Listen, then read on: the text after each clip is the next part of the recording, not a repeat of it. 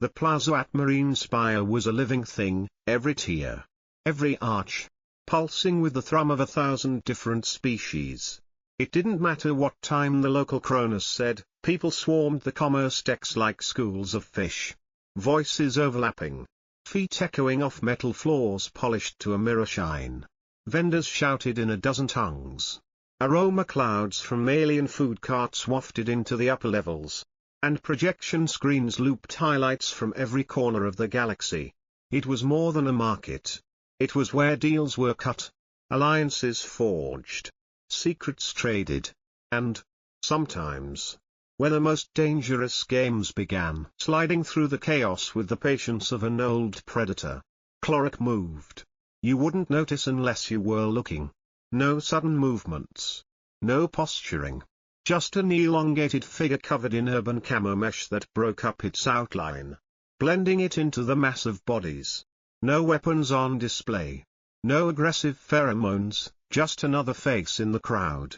Or so it seemed. But that was the point. Cloric was a hunter. And this was the perfect hunting ground. It scanned. But not like a casual tourist. Its vision was filtered. Matte-lensed goggles showing infrared swirls and heartbeat spikes. But that wasn't what mattered. Cloric read posture. Hesitation. Micro-expressions. The split-second hunch when someone realized they'd been followed. The reflexive clutch at a bag. The quick look over a shoulder before dipping into a less crowded corridor. That's what prey looked like. And prey always gave themselves away. Even in a crowd this dense. 36 marks across 6 colonies. 12 more in the fringes where nobody cared about body counts. Cloric didn't kill for food. Didn't even need to. It hunted for dominance, for the reminder of where it stood in the hierarchy. And the crowd, even if it didn't know exactly what was stalking them, felt it. Patterns shifted. People took steps sideways. Glanced away. The ones who understood predation on an instinctual level made room.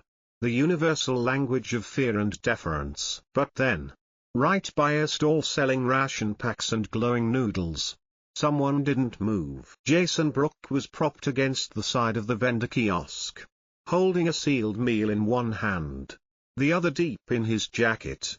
He didn't flinch or duck his head when Cloric's gaze found him. He looked right up, unblinking, steady, reading the predator as if he'd seen its kind before. Cloric stopped dead. There it was, the look. Not fear. Not bravado. Pure calculation. The same look it had once seen in a trap that nearly cost it a leg, a spring snare in the marshes of Garnish Rift. Set by someone who understood predators and how to lure them. It had spent a year healing after that. And it had avoided humans ever since. But now, in a crowd of prey, here was a human who wasn't moving, who wasn't breaking eye contact. Jason shifted his weight, careful not to aggravate his left knee. No armor. No weapons on display. Just an old limp. A faded scar peeking from his collar. His hands were calm. His breath slow. He'd been in standoffs before. And he recognized when a predator was measuring him. Neither one moved first. Jason blinked. Slow. The universal sign for not a threat, yet. Cloric, for the first time in months, stepped back. Jason nodded. Turned. And walked away. Just like that. Up in the security division's control room, Theta Shift was sipping a mug of synthetic coffee, fighting through her 6th report of the night, when the plaza cam flagged an anomaly. Freeze behavior, 2 figures locked in a silent standoff, breaking the flow of the crowd. No violence. No weapons drawn. Just a subtle change in the energy. As if the station itself paused to watch. She zoomed in, squinted at the body language, and felt a cold twitch at the back of her mind. She marked it with a low priority tag. Instinct said keep an eye on that one. Cloric didn't sleep that cycle.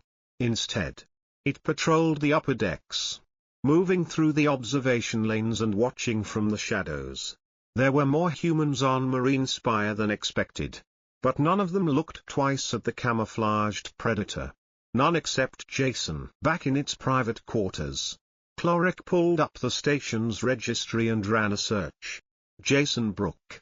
Registered civilian. No criminal record. No military awards or bounty contracts. But the scars told another story, one across the neck healed quick and rough. A medic's work in a field hospital. Another wound low on the ribs. Puckered from tissue swelling. The kind of close call that left you with nightmares. And the limp, a favoring of the right leg. Subtle but constant. Not a retiree. Not a victim. A survivor. The next day, Jason was back in the plaza. This time he was busy. Efficient. Collecting cargo receipts. Picking up a replacement respirator filter. Chatting with vendors like nothing had happened. But his eyes moved differently, tracking. Scanning. Not searching for trouble but feeling its eyes on him. He made 3 slow loops around the plaza. Then stopped to buy a flask of boiled tea. Found a polished wall where he could see his reflection. Sat down. And waited 5 minutes. 10. He never looked directly at the shimmering distortion at the edge of the walkway. But he said. Clear and quiet. You want to talk? Or just keep staring? The distortion froze. Jason sipped his tea. Still watching the mirrored wall. Your kind usually runs when they see a weapon, he said. But I wasn't carrying one yesterday. A pause. Then the outline resolved. Camo mesh fading. Lenses retracting. And Cloric stepped into full view. It stopped well outside striking distance. Its voice, processed through a resonance modulator, was nearly human. I know your face. Jason didn't flinch. I know yours. Garnish Rift. Jungle Colony. 6 years ago. You moved through the grass. Took my scout down with a tripwire. Your scout walked into the wrong clearing. We were told the area was unclaimed. You were told wrong. A silent beat. Cloric tilted its head. Studying. Didn't expect to see you again. Same. Jason replied. Standing up with care, masking the limp. If you're here for revenge, you'll have to wait. I'm not your prey anymore. Cloric hesitated. I'm not here to hunt you. You stopped? Jason raised an eyebrow. What changed? The predator's voice was soft. Almost apologetic. All prey run. Jason nodded once. Then left. He didn't sleep that night. Either. The predator's words weren't closure, they were a warning. Something was coming. And the crowd at Marine Spire was anything but safe. The next morning, everything changed. A freight barge drifted off approach. Dark and silent. No distress signal. No evidence of sabotage. The crew was gone. Vanished without a trace, except for 4 sets of boots lined neatly by the cockpit. No signs of a struggle. Just emptiness and ritual. Jason read the incident report over a steaming mug of dried citrus broth. He recognized the pattern, vanishings. No struggle. Boots left behind. He'd seen it before. 6 years ago. After the raid on Garnish Rift. Not an ambush. Not an attack, something more precise. Something that took people cleanly. Left everything else behind. He flexed his leg. Testing the brace. The pain was manageable. He pulled a long case from under his cot. Private issue rifle. Chambered for hyperkinetic slugs. Tuned for the close quarters of a space station. He didn't shoulder it, yet. Just placed it on his desk. Powered up the tracking scope. And started scanning local biosignatures. One pinked blue. Not human. Not catalogued. And moving toward the commerce sector again. Cloric, meanwhile, was on the move, no longer gliding through crowds, but snaking through the under-maintenance tunnels, where even station security didn't bother to look. Down here, it could hunt in peace. And it did. Pausing near a coolant station to watch a nervous courier fumbling a data pad. Cloric watched. Waited. But didn't strike. Something felt off. Because Jason was already there. He stepped out from a far wall. Rifle lowered. You're tracking me, Cloric said. Claws flexing with a nervous tick. I'm watching the bodies drop. Jason replied. His tone flat. There are no bodies. Not yet. But there will be. Won't there? Another pause. Cloric stepped back, sensing the shift in the air. You've hunted here before. Jason's voice was almost too calm. You left traces, vent spacing, fiber residue by the water mains. Organic decay you tried to scrub but didn't finish. I know what to look for. I haven't fed. That's not what this is about. Jason's eyes narrowed. You're not killing, you're measuring. Testing the field. Cloric said nothing for a long moment. Then, quietly, there are others coming. Jason stiffened. They don't observe. They consume. I stayed to mark the threshold. To warn, you're a scout. I was. Jason looked Cloric up and down. Then help me stop them. That night, there were no official reports. No security sweeps. Just two figures moving through the blind spots of the station. Laying sensors. Setting traps. When the first unit went red, perimeter breached, Jason was ready. He moved quickly. Despite his injuries. Rifle at the ready. The temperature in the maintenance shafts dropped. Not from the cold, but from the dread that hung in the air. Through the dust, he saw it, a shape bulkier than Cloric. Feeding on data. Neural tendrils plugged into the console. Jason fired. The shot echoing through the shaft. Dropping the thing in a twitching heap. Another shape lunged from the shadows. Claws raking across Jason's shoulder. Sending him crashing into the wall. He rolled away. Pain shooting through his chest as his ribs threatened to crack. But Cloric was faster. It lunged. Tearing into the creature. Ending it with a single brutal strike. Jason coughed. Clutching his bleeding shoulder. You always say I'll survive. Cloric glanced at the fallen bodies. They were scouts. When the rest come, we'll be outnumbered. Jason nodded. Then we hit them before they're ready. Medical wouldn't clear him. So Jason didn't ask. He fixed his own shoulder with the help of a station bot. Kept the pain at bay with a cocktail of meds. And prepped for war. He wasn't alone. Not anymore. And as they moved through the station, prepping for the fight to come, Jason looked at the crowd differently. He wasn't prey. And he wasn't the only predator. Either. Security Division Theta launched a sweep the following day. Officially, they were responding to unauthorized hardware detected in off-limits maintenance corridors. Unofficially, the higher-ups were getting nervous, rumors spreading about vanished crew, corrupted sensors, and that strange, wounded civilian who refused to file a report. The undercurrent on Marine Spire changed. People whispered in the quieter walkways. Patrols doubled in the high-traffic sectors. But Jason was nowhere to be seen on any official logs. No food stall purchases. No residence login-ins.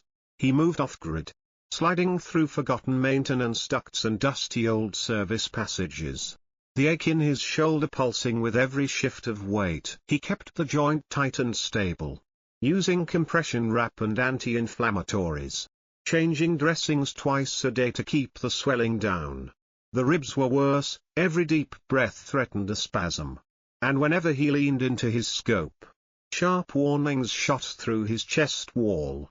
But pain wasn't new. He'd learned to compartmentalize it. To dull the edge when survival depended on it.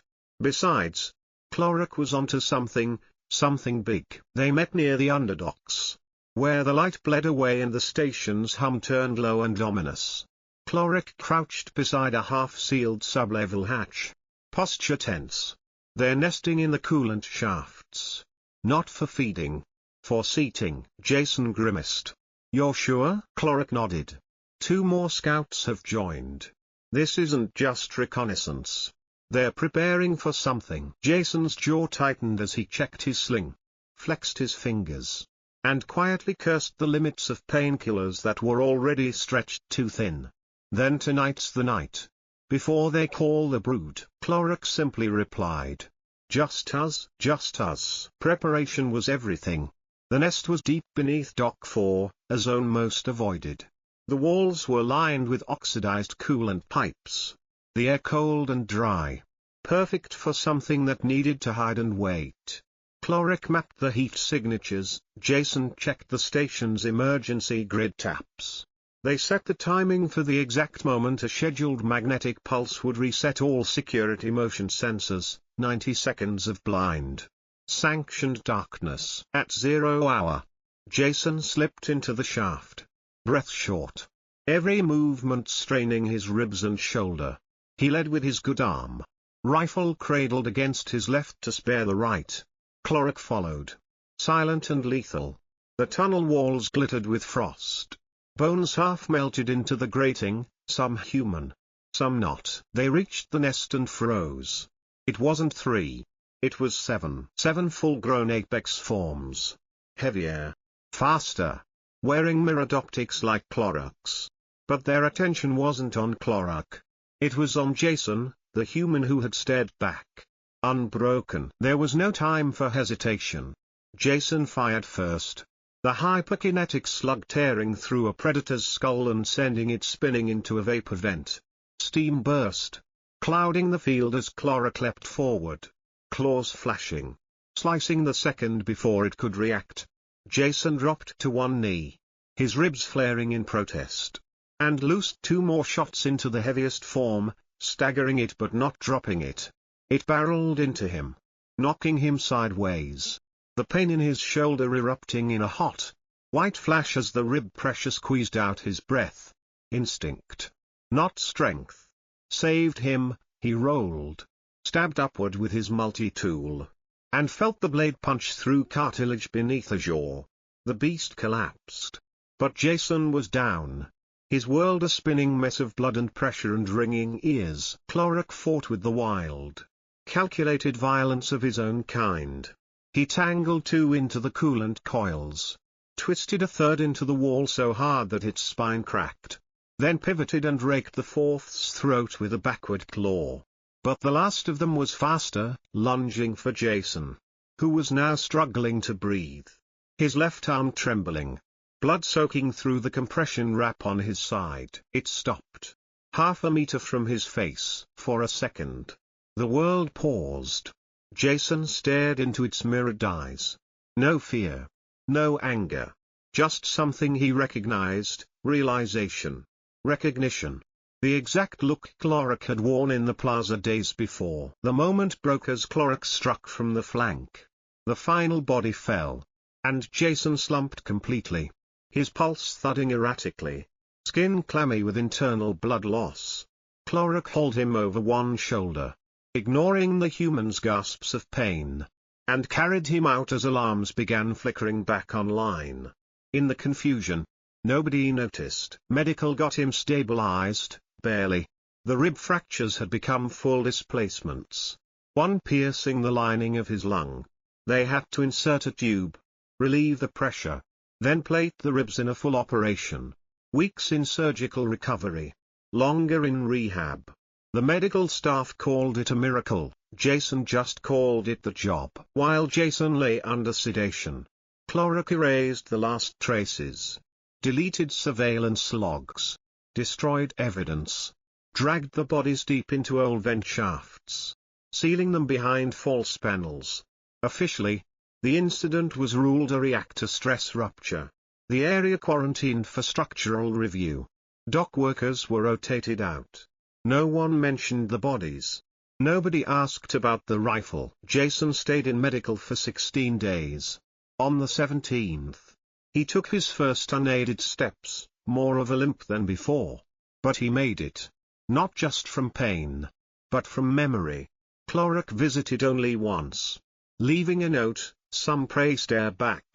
Jason read it, folded it away, and caught himself staring into the ward's glass wall, searching for someone, something, in his own reflection. He wasn't prey.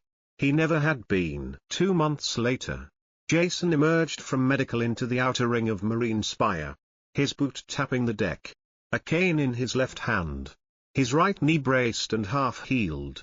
The ribs had knit. The shoulder moved again, though every twinge reminded him of what he'd survived. He hadn't come here to be a hero. He'd come to rest. But there was no rest for people like him. Not once you stared into the eyes of something that saw you as prey and stared right back. From the railing overlooking the cargo docks, he watched the crowd, watched the ships come and go. The plaza below bustling as always, oblivious to what had once hunted in the tunnels. He hadn't seen Clorok since that night. Not for weeks then. One evening, the console in his quarters pinged a low, encrypted alert. Not from the station's regular grid but from a buried old code. The kind humans had used back in the first expansion cycles. The message was brief. They sent another. And a location. Jason moved slowly, pain radiating from his hip with every step. No rifle, just a sidearm tucked out of sight. The hangar bay was cold and shadowed, lit only by distant emergency strips. Clorok waited beside a utility pillar, silent. They exchanged a nod. No words. They didn't need them. A tarp covered a body nearby. Clorok gestured. Jason lifted the cover. What he saw wasn't like the others. This one was smaller. Underdeveloped. Its claws stunted. No optics. Surgical lines still fresh on its skin. It was a juvenile. An experiment. It's not mature, Jason said quietly. Clorok nodded. Eyes hard. It was seeded weeks ago. Grew too fast. Burned out its mind. They're adapting. Testing your stare. Jason was silent. Then peeled back the cover and looked at the face. No memory. No recognition in its gaze. Just emptiness. You think it knew what it was? He asked. Clorok stared at the floor. It was trying to become something worse. Jason nodded. Slow and tired. Then we end it. He faced a choice: react, wait for the next attack, or go on the offensive now. For once, he didn't hesitate. With Clorok's data, they mapped every blind spot and hidden shaft, every electromagnetic shadow in Marine Spire's hull. What they found was chilling: a concealed chamber, built from reclaimed hydroponics, shielded from sensors, leaking just enough radiation to keep standard scans away. Inside, 6 pods. 4 occupied. All with active life support. Jason studied the readout. All juveniles. Clorok said nothing. He stood next to Jason. Shoulders squared. Jason dragged a hand through his hair. Exhaled. Are we murderers if we end this now? They're not alive yet, Clorok said quietly. Not fully. They will be. Jason stared at the monitor. Heart heavy. Then let them become something else. They didn't destroy the chamber, that would leave evidence. Instead, Jason rerouted the air supply. Increased the internal CO2. Disabled the nutrient pumps. Silent. Clean. He watched the oxygen dip for 10 minutes. Then powered down the console. A month passed. Jason moved to a small apartment above the old Arboretum domes. Took a job as a satellite field analyst. Quiet. Low risk. Easy on the leg. He stopped carrying a weapon. Not because he felt safe, but because he knew how to see what others didn't. Clorok visited one last time. They watched the stars. Silent. Before leaving, Clorok placed a small crystal on the bench beside him. Jason turned it in his fingers. What is it? Proof, Clorok said. Within the crystal, neural patterns from the scouts, labeled, archived. You want me to show the council? They won't believe you. Then why give it to me? Clorok's voice was steady. Someone has to know.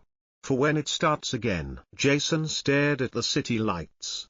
Then pocketed the crystal. He walked home alone that night. The limp remained. Always would. But he didn't look back. He didn't need to. If another predator ever came hunting, Jason Brooke would be ready. Because now, he'd learned what real predators were. Jason never fully recovered. Not the way station doctors meant. His body did what it could, muscle rebuilding where it would. Nerves knitting together across plated bone, but some injuries become part of you. A quiet ache that never leaves. He made a kind of peace with it. There were new routines now, slow mornings, meditative stretches, careful movement through Marine Spire's less crowded upper decks. To a casual observer, he was just another survivor. the sort the outer colonies produced by the thousands. But inside, Jason remained tuned to every shift in pattern, every irregular pulse in the endless flow of life that surged through the station. Weeks slipped by. The underdeck had been officially sealed, marked as a reactor hazard, and eventually forgotten by most. The plaza thrived. Trade resumed. Kids played by the holographic fountains while vendors haggled and cargo runners cursed at delivery delays. All the chaos and hope and pettiness of civilization carried on, completely unaware of how close it had all come to ending. Jason didn't try to return to the plaza crowds. He didn't haunt his old routes or the places where he'd once watched for predators in the flow of bodies. His life narrowed to quieter tasks, data analysis, perimeter checks, the kind of work that let his mind roam while his body healed. He learned to live with the limp, the shoulder's occasional spasm, the ribs that ached during pressure shifts. But every so often, he caught himself staring into a dark reflection or an empty corridor, waiting for a shadow to move that never did. He and Cloric didn't speak again for some time.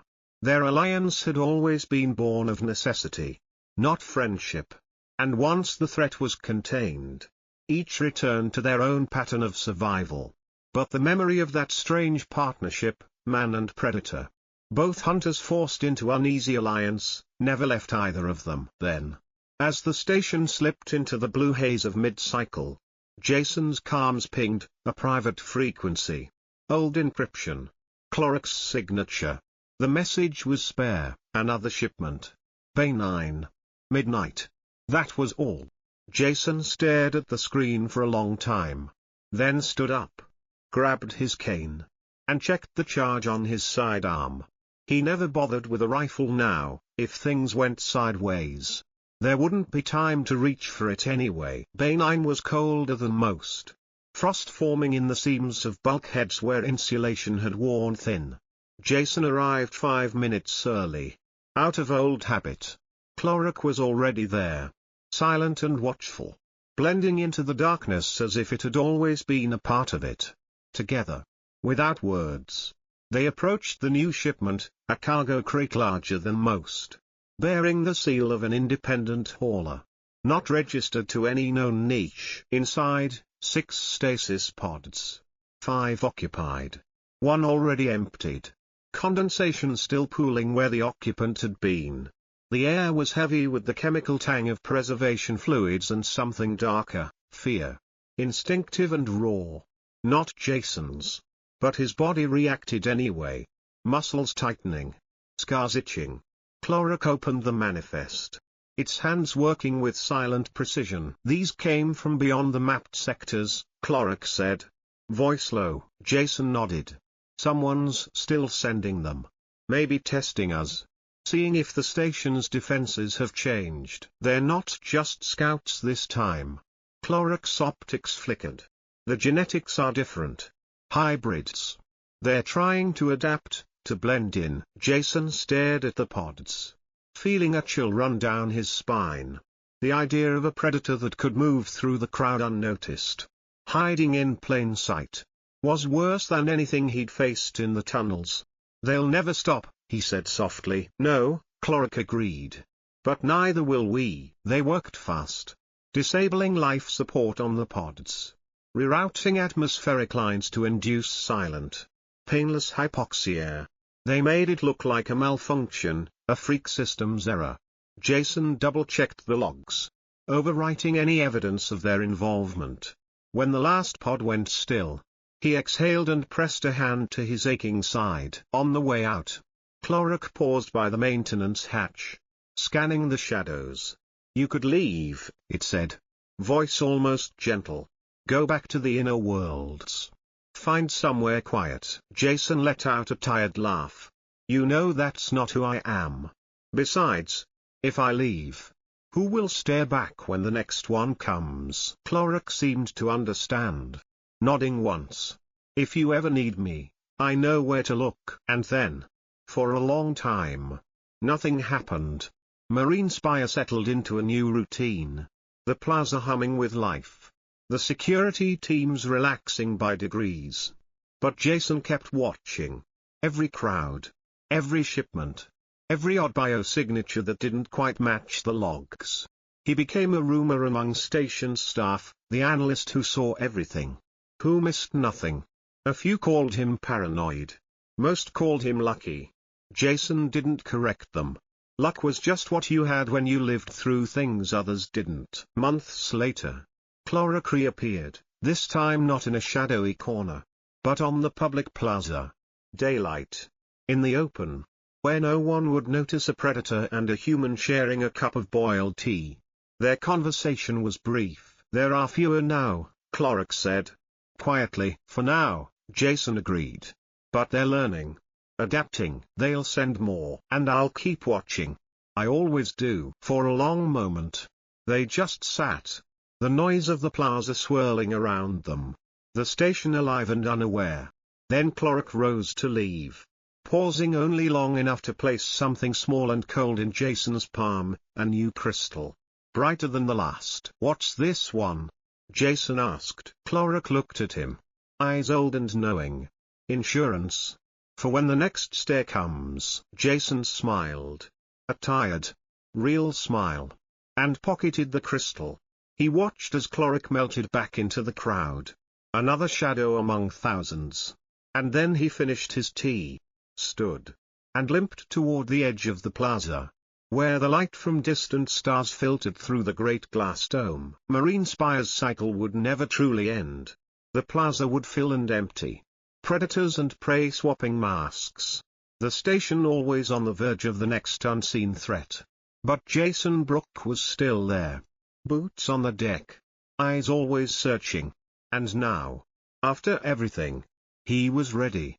Because he understood something no predator ever really wanted to learn.